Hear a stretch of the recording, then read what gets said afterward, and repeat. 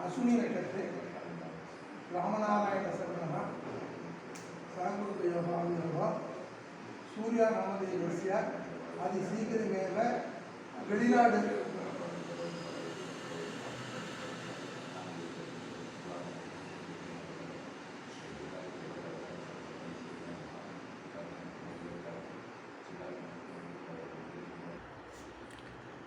ஸ்ரீ சேஷசாயி வரதராஜ பெருமாளுடைய திவ்ய தரிசனம் கிடைத்து கொண்டிருக்கின்றது.